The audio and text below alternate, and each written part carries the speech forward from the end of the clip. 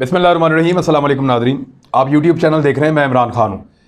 Budget बड़ा खुश्क topic होता है, लेकिन इसको आसान करते हैं और जो पाकिस्तानी आम सुनने वाले हैं, देखने वाले हैं, उनको समझ आए कि इस बजट में हुकूमत ने उनके साथ क्या किया और ये बजट पहले किसी बजट से क्या मुख्तलिफ है। क्या इमरान खान साहब ने वादे पूरे किए, उस तरफ जा रहे हैं। लेकिन उससे पहले आप ज़रा एक छोटा सा जायज़ा ले लें कि अपोजिशन ने कहा था बजट पास हो ही नहीं सकता, ये गए अपने भार से गिर जाएंगे और ये कभी भी बजट पास नहीं कर सकेंगे। सारे दावे इस तरह के आ रहे थे। हमेशा एक नई डेडलाइन देती है अपोजिशन और उसके बाद फिर दोबारा देती है। बहरहाल बजट पास हो गया, बजट पेश हो गया और अपोजिशन कुछ कर नहीं पाई और शोर शराबा उन्होंने मचाया ज़रूर, पोस्टर उठाए उन्होंने, एहतजाज किया, लेकिन पाकिस्तान तहरीक इंसाफ और उनके इत्तेहादियों ने बजट पेश भी किया और उसको अब पास भी कर रहे हैं। अब आ जाए अब इस मामले की तरफ कि ये बजट कैसा था। सबसे पहले मैं आपको एक सिंपल चीज़ समझा दूं कि बजट होता क्या है। आप इस बात का अंदाज़ा लगाते हैं कि आपके पास कितने पैसे हैं, इस साल में आप कितने पैसे कमाने वाले हैं, यानी मेरी आमदन कितनी है, मेरे पास कितने पैसे हैं। जैसे एक घर का बजट बनता है वैसे एक मुल्क का बजट बनता है। मेरे पास आमदन कितनी है, आपको पता चलता है मेरे पास 100 रुपया है। फिर आप ये सोचते हैं इनको खर्च कैसे करना है, बच्चों की तालीम पे कितना लगाना है, सेहत के मामलात पे कितना लगाना है, खाने पीने पर कितना लगाना है, इंटरटेनमेंट के ऊपर कितना पैसा लगाना है और मुख्तलिफ चीज़ों के ऊपर आप अपने घर का बजट बनाते हैं। ऐसे ही एक हुकूमत मुल्क का बजट तैयार करती है। हुकूमत की क्योंकि बहुत ज़्यादा कम्प्लेक्स चीज़ें होती हैं, बहुत सारे डिपार्टमेंट, बहुत सारी वजारतें, बहुत सारे काम जो हुकूमत ने करने होते हैं, लिहाजा उनका बजट ज़्यादा मुश्किल होता है। बहुत सारे लोग मिलकर काम कर रहे होते हैं। माजी में जो बजट बनते रहे हैं पाकिस्तान में, हुकूमतें या हुकूमतों में बैठे हुए लोग अपने कारोबार को तहफ़्फ़ुज़ देने के लिए बजट के अंदर हेर फेर करते रहे। यानी पहले से वो सारी चीज़ें काबू कर लेते थे जिनके अंदर बजट का एक बड़ा हिस्सा आने वाला होता था, अपने लोगों को पहले से पता होता था और अवामी बजट पाकिस्तान में नॉर्मली पेश नहीं किया जाता रहा। मौजूदा हालात में मौजूदा वसाइल और आमदन के मुताबिक ये एक बेहतरीन बजट है जो पेश किया गया है। मैं इसलिए कह रहा हूं कि बहुत सारे एक्सपर्ट्स ये बात कर रहे हैं। मैंने 6-7 जो इकोनॉमिस्ट हैं जिनसे रब्ता हुआ, इवन जो बिजनेस कम्युनिटी के लोग हैं, वो सारे ये कह रहे हैं कि ये एक अच्छा बजट है, इतने पैसों में और इतनी आमदन के साथ इससे बेहतर बजट पेश नहीं किया जा सकता। इमरान खान साहब जिनके पल्ले कुछ था ही नहीं, पहले जब पहला बजट उनको पेश करना था उनके पास था ही कुछ नहीं। मुल्क के अंदर जो डेफिसिट था या खसारे थे वो बहुत बड़े बड़े थे। $20 अरब का तो सीधा सीधा करंट अकाउंट खसारा था और बाहर से भी पैसे नहीं आ रहे थे, टैक्स भी कलेक्शन नहीं हो रही थी, कर्जे बहुत ज्यादा चढ़े हुए थे, हर चीज को गिरवी रखा हुआ था, हालात बड़े पतले थे। इसलिए वो पहला बजट, दूसरा बजट वो रिलीफ दे नहीं पा रहे थे। अब 3 साल के बाद उन्होंने माशी अदादोशुमार को ठीक किया है। दुनिया भर के इदारे कह रहे हैं कि पाकिस्तान की इकॉनमी ठीक डायरेक्शन में चल पड़ी है, पाकिस्तानी मईशत का पहिया अब सही जगह पे घूम रहा है। तो अब इमरान खान के पास पहली मर्तबा उनका टेस्ट था कि कुछ थोड़े बहुत पैसे आए हैं, इन पैसों को वो कैसे खर्च करते हैं। आइए मैं आपको बताता हूं कि इन पैसों को इमरान खान साहब ने कैसे खर्च किया है। ये जो टोटल बजट है ये 8,487 अरब का है और इसके अंदर कितना पैसा कहां खर्च किया, अगर मोटा मोटा हिसाब आपके सामने रखा जाए, कुछ बड़ी अच्छी चीज़ें भी आपके साथ मैं शेयर करता हूं। तो इसमें जो हमारा डेब्ट फाइनेंसिंग है, जो कर्ज के मामलात हैं, वहां 36% पैसा वहां चला जाएगा। टोटल बजट का 36% वहां चला जाएगा। फिर हमारे टोटल बजट के अंदर से लोग ये बार बार आपको कहेंगे और कहते हैं कि पाकिस्तान का 80% बजट पाकिस्तान की फौज खा गई। इस साल तो नया प्रोपेगेंडा आया कि 80 से भी 90% बजट पाकिस्तान की फौज ले गई। पाकिस्तान का जो दिफाई बजट है 16%, वो 1,370 अरब रुपए है और अगर इन्हीं रुपए के अंदर आप देखें तो बाकियों का कितना है, तो तुर्की का कुछ 18,200 अरब रुपए, ईरान का कोई 23,400 अरब रुपए, इंडिया का कुछ 4,200 अरब रुपए, तो वो बहुत ज़्यादा है। पाकिस्तान से तो उनका कुछ 3 गुना से भी ज़्यादा, लगभग 4 गुना के करीब भारत का दिफाई बजट है। फिर आगे अमेरिका का तो बहुत बड़ा है, अमेरिका के बाद दूसरा दुनिया में बड़ा बजट वो चाइना का होता है, सऊदी अरब का होता है, तो इनके बहुत बड़े बड़े दिफाई बजट हैं, रशिया का बहुत बड़ा बजट है। तो पाकिस्तान ने अपना दिफाई बजट बहुत कम रखा है। अगर वो थ्रेट और ख़तरे को देखे तो वो ख़तरा बहुत बड़ा है, लेकिन इसके बावजूद हमारा दिफाई बजट कम है। अगर कोई आपसे बात करे तो आप कह सकते हैं कि 16% दिफाई बजट है। फिर वो आपको ये कहेंगे, और ज़रूर कहेंगे, मुझे पता है प्रोपेगेंडा करने वाले ये कहते हैं कि जो पेंशन है वो भी इसके अंदर आप शामिल करें ना, वो आप क्यों नहीं कर रहे। तो पेंशन जो पूरे पाकिस्तान की टोटल बजट है पेंशन का, वो 640 अरब है, यानी 8%। और उसमें फौजी भी हैं, सिविलियंस भी हैं, तमाम महकमों के लोग हैं, तो फिर वो बहुत थोड़ा बनता है। तो फौज का दिफाई बजट 16% है, और अगर पेंशन शामिल भी करें तो वो भी बहुत थोड़ी सी है। ये कोई 80% तो कभी भी मुमकिन ही नहीं है कि वो बन जाए। तो ये बिला वजह का एक रोला डाला हुआ है। जो डेवलपमेंट का बजट है उसको पाकिस्तान ने बढ़ा दिया है, तरक्याती बजट को। पहले 600 अरब रखा गया था, कोरोना की वजह से बहुत सारे काम नहीं हो पाए, वो पैसा भी पूरा खर्च नहीं हुआ, तो अब उसको 964 अरब रुपए उसको किया गया है। तो एक बड़ा डेवलपमेंट बजट है जिसके साथ बहुत तेज़ी से डेवलपमेंट के काम किए जाएंगे। उसमें प्रायोरिटीज़ क्या है मैं आपको बताता हूँ। बहुत बड़ा अमाउंट जो है वो सूबों को दिया जा रहा है, कुछ सब्सिडीज़ दी जाएंगी लोगों को, ताकि बिजली और दीगर चीज़ें लोगों को सस्ती फराम की जाएँ। नए टैक्सेस नहीं लगाए गए, तमाम सरकारी मुलाजमीन की तनख्वाहों में 10% इजाफा किया गया। पेंशनर्स जिनके बारे में ये प्रोपेगेंडा किया जा रहा था कि उनको उनकी पेंशन जो है वो खाने के चक्कर में है हुकूमत, तो उनमें भी 10% का इजाफा किया गया है। 10% इजाफा तनख्वाहों में, 10% इजाफा पेंशन के अंदर। इससे ज़्यादा दे नहीं सकता पाकिस्तान की रियासत, दे नहीं पाएगी, पैसा है नहीं, और आमदन कम है, अखराजात ज़्यादा है। लेकिन पाकिस्तान ने अपनी आमदन को बहुत बढ़ाया है। पाकिस्तान की तारीख में ये आमदन कभी इतनी नहीं थी, फॉरेन रेमिटेंस इतने कभी नहीं आ रहे थे। 2 अरब डॉलर से ज़्यादा हर महीने आते हैं, एक बहुत बड़ी कामयाबी है पाकिस्तान की। इसी तरह पाकिस्तान ने बहुत सारे दीगर शोबों के अंदर, यानी जो टैक्स कलेक्शन है वो रिकॉर्ड हुई है पाकिस्तान की, 4000 अरब से पाकिस्तान आगे बढ़ा है, ये भी एक बहुत बड़ी कामयाबी है।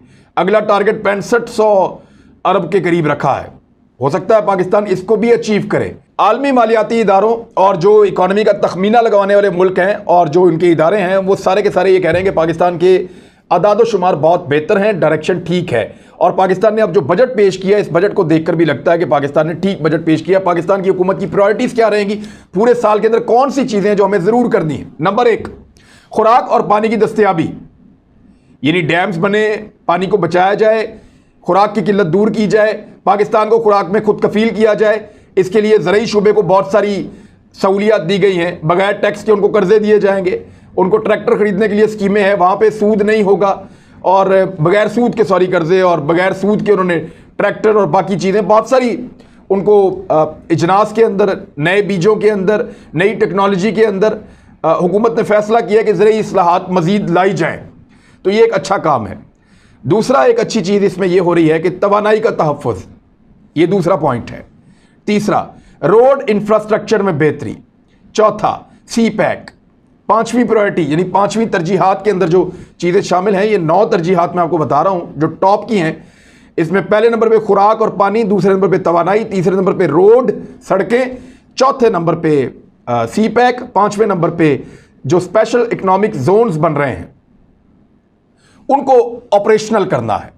जो नई इंडस्ट्री लग रही है, इकोनॉमिक जोन्स बन रहे हैं, उनको ऑपरेशनल करना है, क्योंकि उससे पाकिस्तान बहुत ज़्यादा पैसा बनाएगा। 6ठे नंबर पे पायदार तरक्याती अहदाफ। 7वें नंबर पे मौसमियाती तब्दीलियाँ, यानी जो बिलियन ट्री सुनामी लगाते हैं या बिजली पैदा करने के बेहतर ज़राए, पोल्यूशन को कम करना, ये 7वें नंबर पे। 8वें नंबर पे टेक्नोलॉजी की मदद से उलूम में पेशरफ्त, यानी अब नई टेक्नोलॉजी के साथ आगे बढ़ेंगे, कंप्यूटर के साथ, आईटी के साथ, जिद्दत के साथ। तो साइंस एंड टेक्नोलॉजी के हवाले से 8वां इनका अहम नुक्ता है। 9वें नंबर पे इलाकों के माबैन पाए जाने वाले फ़र्क का तदारुक, ये बहुत इंपॉर्टेंट है। एक जगह तरक्की ज़्यादा होती है, दूसरी जगह कम होती है, तो इसके लिए 100 अरब रुपया हुकूमत ने रखा भी है कि जो शहर कम तरक्की याफ्ता हैं, जिनको सपोर्ट नहीं मिलती, वहाँ पर सपोर्ट दी जाए और उनको बाकी शहरों के बराबर लाने की कोशिश की जाए। अब आ जाए एक और बड़ी चीज़, डैम्स जो पाकिस्तान में गुज़िश्ता कई सालों से नहीं बन रहे, उसके ऊपर इस हुकूमत ने तवज्जो दी है। और दासू डैम के लिए इन्होंने 57 बिलियन रखे हैं, दिया में भाषा डैम के लिए 23 बिलियन रखे हैं, जबकि 500 मिलियन डॉलर के ग्रीन बॉन्ड भी हैं और 75 अरब जो है वो बाहर से भी आ रहे हैं, तो ये पैसा बहुत ज़्यादा बन जाएगा। मोहम्मद डैम में 6 अरब जो है वो पाकिस्तान ने खुद रखे हैं, 900 मिलियन से ज़ायद सऊदी अरब जो है वो इसमें ग्रांट कर रहा है, तो ये भी डैम के लिए बहुत बड़ी अमाउंट है।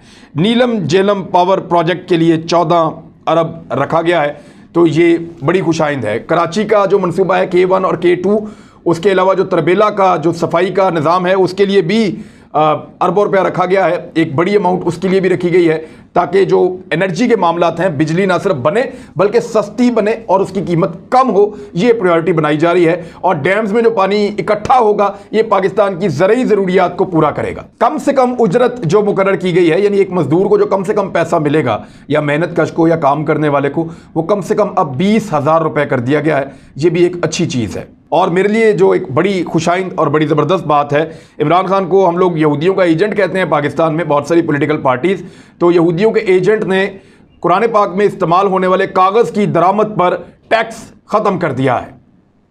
कुरान पाक में इस्तेमाल होने वाले कागज़ की दरामद पर टैक्स ख़त्म, यहूदियों के एजेंट का एक और कारनामा। ये आप मुख्तलिफ लोग कहते हैं, ख़ासतौर पर मौलाना फजलुर रहमान साहब और उनकी पार्टी, तो ये काम इमरान खान साहब की हुकूमत में हुआ है। कुछ और प्रोजेक्ट हैं जिनके तहत हर शहरी घराने को, यानी शहर में रहने वाले जो लोग हैं, वो कारोबार के लिए 5 लाख तक का इंटरेस्ट फ्री लोन ले सकेंगे, यानी इसके ऊपर कोई उनको सूद अदा नहीं करना पड़ेगा।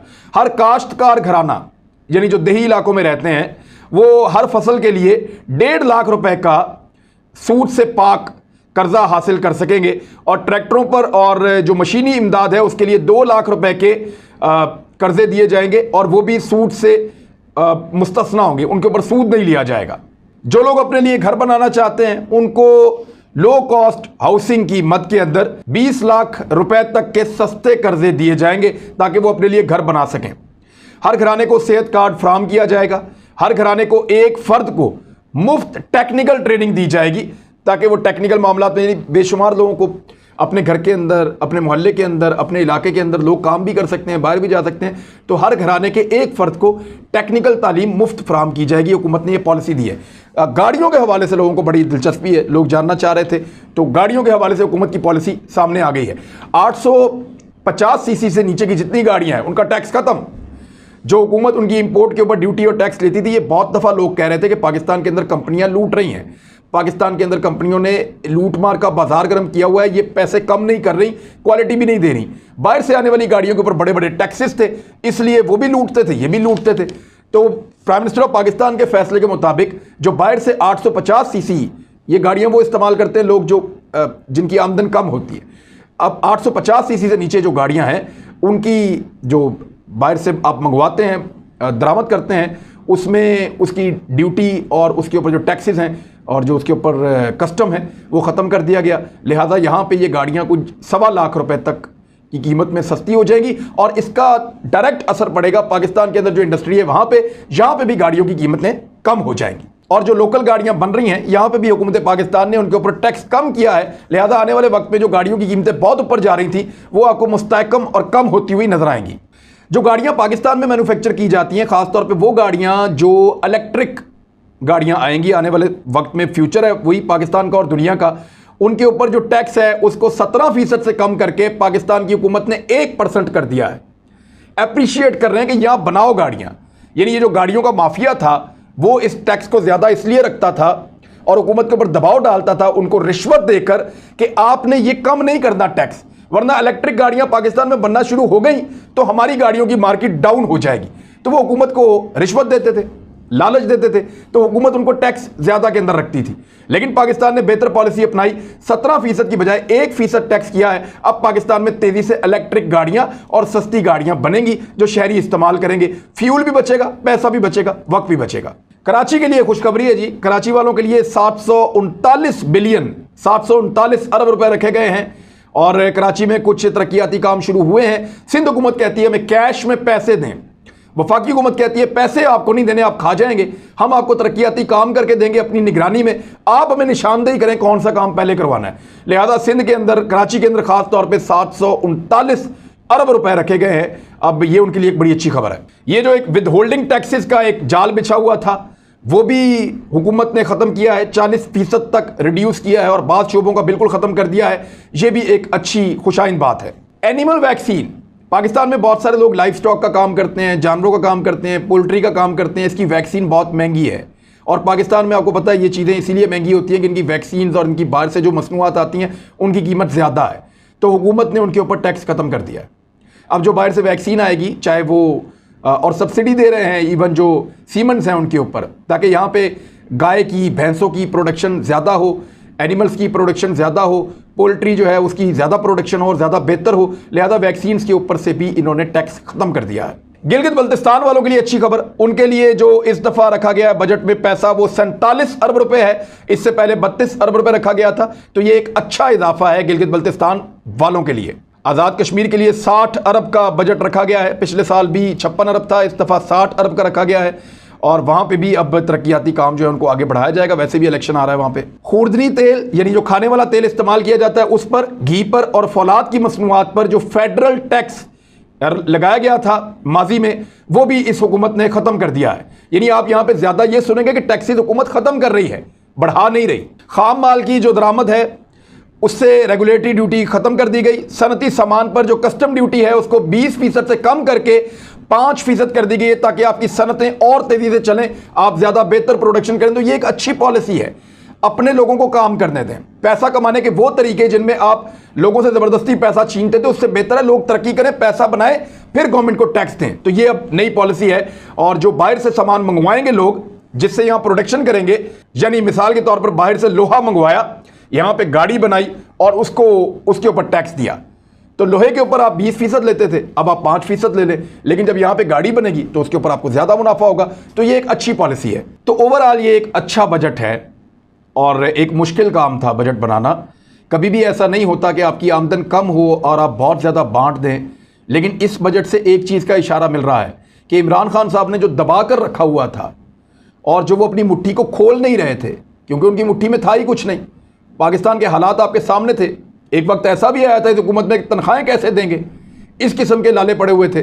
तो अब जो माशी पॉलिसियों के बाद जिस किस्म का इकनॉमिक उठान आई है पाकिस्तान में, उसकी रिफ्लेक्शन इस बजट में नजर आती है और इंशाल्लाह इस साल आप देखेंगे पाकिस्तान में तरक्की का पहिया ज़्यादा तेज चलेगा। और इस बजट को अगर ये कहा जाए कि नौजवानों के लिए ये बजट बना है तो ये गलत नहीं होगा और इसके असरात इंशाल्लाह अल्लाह करे पाकिस्तान पे अच्छे हों और हुकूमत इस बजट के ऊपर ऐसे ही कायम रह पाए। अब तक के लिए इतने, अपना ख्याल रखिएगा, अपने इस चैनल का भी। अल्लाह हाफ़िज़।